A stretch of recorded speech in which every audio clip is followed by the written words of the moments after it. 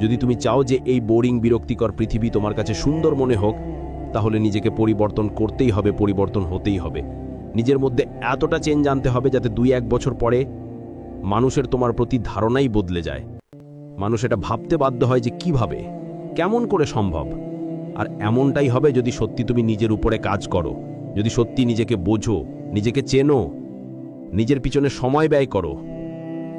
অফুরান্ত সময় তোমার কাছে আছে, কিন্তু আজ যেভাবে আমরা আমাদের সময়ের অপচয় করছি, একটা সময় পরে এই সময়টা খুবই সংক্ষিপ্ত মনে হবে।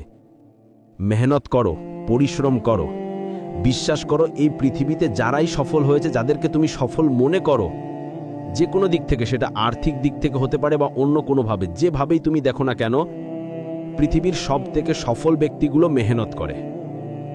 তারা জানে মেহনতের কোনো বিকল্প হয় না। হ্যাঁ, তারা স্মার্টলি কাজ করে, তারা জানে যে মেহনতই সফলতার একমাত্র কারণ নয়, কিন্তু সফলতা পাওয়ার জন্য মেহনত করাটা জরুরি। তুমি হয়তোবা বলতে পারো যে পরিশ্রম তো সবাই করছে, একজন চাষিও তো পরিশ্রম করে, একজন দিনমজুরও তো আমার থেকে বেশি পরিশ্রম করে, তাহলে কিভাবে আমি সফলতা পাবো? শুধু পরিশ্রম করেই সফলতা পেয়ে যাব? শুধু পরিশ্রম করেই জীবনে পরিবর্তন চলে আসবে? না, দেখো, গলার উপরের অংশকেও ব্যবহার করতে হবে। শারীরিক ক্ষমতা তোমার মধ্যে আছে, ঠিক আছে, কিন্তু মানসিকভাবে নিজেকে প্রিপেয়ার রাখতে হবে এবং নিজের মস্তিষ্ক দিয়ে কাজ করতে হবে। অন্তরকে শুধুমাত্র কাজে লাগাতে হবে সাহস জগানোর জন্য, যে না, তুমি পারবে। আর তুমি এখন প্রত্যেকটা দিন নিজের টার্গেটকে অ্যাচিভ করবে না, তখন তুমি নিজেই বলতে শুরু করবে যে আমি কেন নই। আর এই পৃথিবীতে কত মানুষ করে দেখাচ্ছে, আমি কেন পারবো না? কনফিডেন্স আনার জন্য নিজের মধ্যে ডিসিপ্লিন আনাটা জরুরি, ডিসিপ্লিন মেনটেন করাটা জরুরি, প্রতিনিয়ত কাজ করাটা জরুরি, কনসিস্টেন্সি বজায় রাখাটা জরুরি।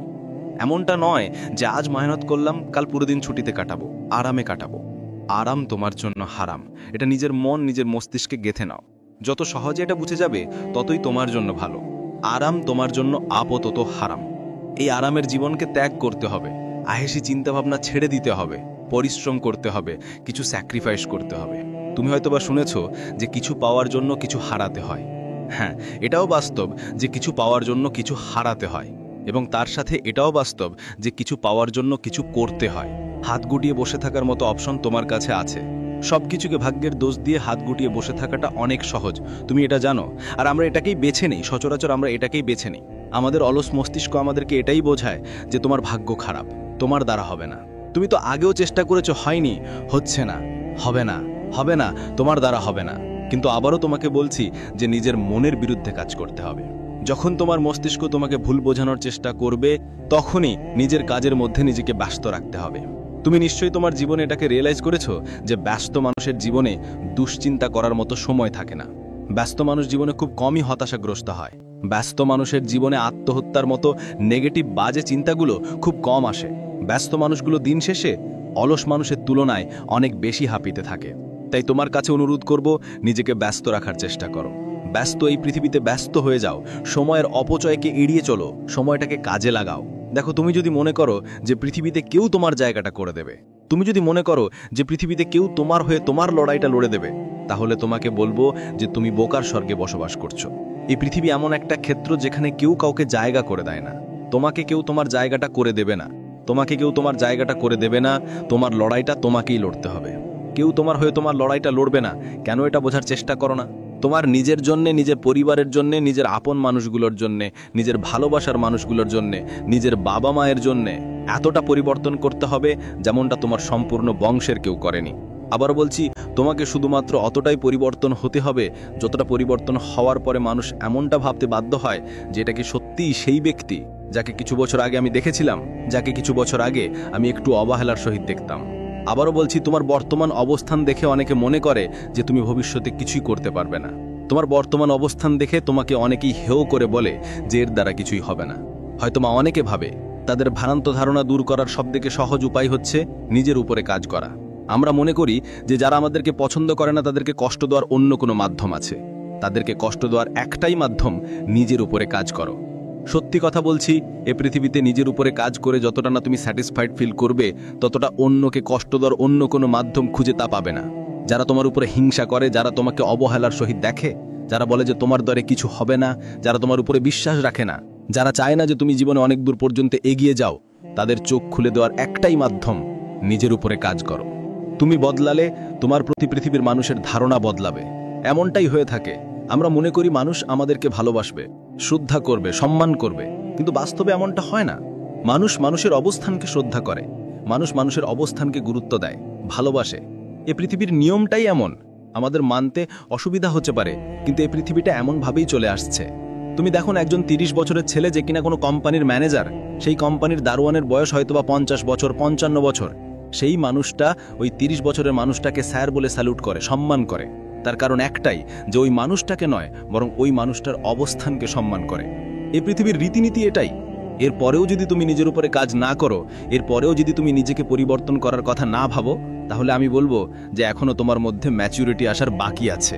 পৃথিবীকে চেনার চেষ্টা করো, পৃথিবীর নিয়ম কানুন বোঝার চেষ্টা করো। এই পৃথিবীতে এমনটাই হয়ে আসছে, এমনভাবেই পৃথিবী চলে। মানুষ তোমাকে নয়, তোমার অবস্থানকে ভালোবাসে।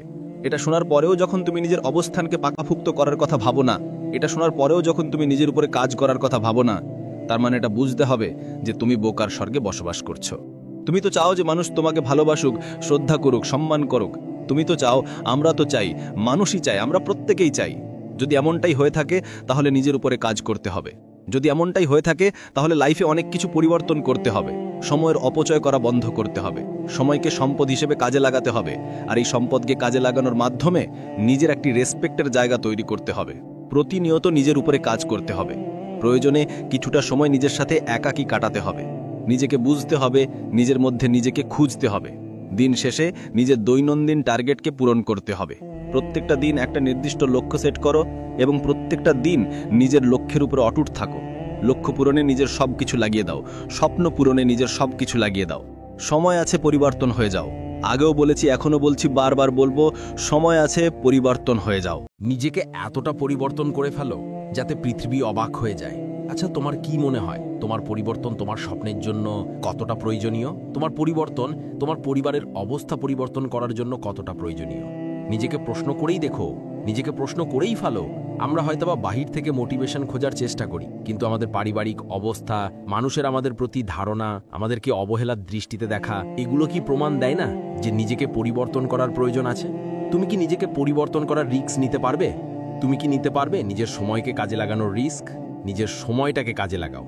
এই সময়টা তোমার জন্য শুধুমাত্র সময় নয়, এটা তোমার এমন এক সম্পদ যেটা তোমার জীবনকে পরিবর্তন করে দিতে পারে, যেটা তোমার প্রতি মানুষের দৃষ্টিভঙ্গিকে পরিবর্তন করে রেখে দিতে পারে। আমি তো বলবো, নিজেকে এতটা পরিবর্তন করে নাও যে কিছুদিন পরে যখন মানুষ তোমার সাথে সাক্ষাৎ করবে, তখন যেন এটা ভাবতে বাধ্য হয়, যেটা কি সেই মানুষ যার সাথে কিছুদিন আগে আমি পরিচয় করেছিলাম, যার সাথে কিছুদিন আগে আমার আলাপ ছিল।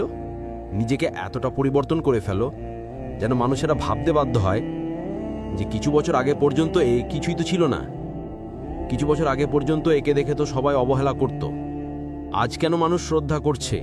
নিজেকে এতটা পরিবর্তন করে ফেলো। আগামী কিছু সময় তোমার জন্য শুধুমাত্র সময় নয়, এটাকে সময় হিসাবে দেখো না। এটা তোমার জন্য একটা সম্পদ, যে সম্পদকে কাজে লাগিয়ে তুমি তোমার লাইফে সমস্ত কিছু অ্যাচিভ করতে পারো। যেন কোনো এক মহান ব্যক্তি বলেছিল যে তুমি যদি গরিব হয়ে পৃথিবীতে আসো তাহলে সেটা তোমার ভুল নয়, কিন্তু তুমি যদি গরিব হয়ে পৃথিবী থেকে বিদায় নাও তাহলে সেটা তোমার ভুল। আমরা গরিব হয়ে পৃথিবীতে এসেছি, ঠিক আছে, এটা আমাদের জন্য চ্যালেঞ্জিং, কিন্তু এটার জন্য আমরা নিজেরা দায়ী নই। কিন্তু যদি আমরা এই পৃথিবী থেকে গরিব হয়েই বিদায় নিই, তাহলে সেটা হয়তো আমাদের জন্য লজ্জার হবে। এখনো সময় আছে। তুমি মনে করছো যে তোমার কাছে তোমার বয়সটা খুবই গুরুত্বপূর্ণ, মনে হতে পারে যে আমার দেরি হয়ে গিয়েছে। না, দেরি হয়নি, কিন্তু এখনো যদি এইভাবেই চলতে থাকে তাহলে হয়তোবা দেরি হয়ে যাবে। Age does not matter. সময়কে অপচয় করেছো, ঠিক আছে, রিগ্রেট ফিল হচ্ছে, আফসোস হচ্ছে, ভালো কথা, এটা হওয়াটাও জরুরি। যখন তোমার আফসোস হয় তখন তোমার কাছে একটা রিমাইন্ডার আসে যে না, কিছু তো অনুভব হয়েছে, অনুভব করো।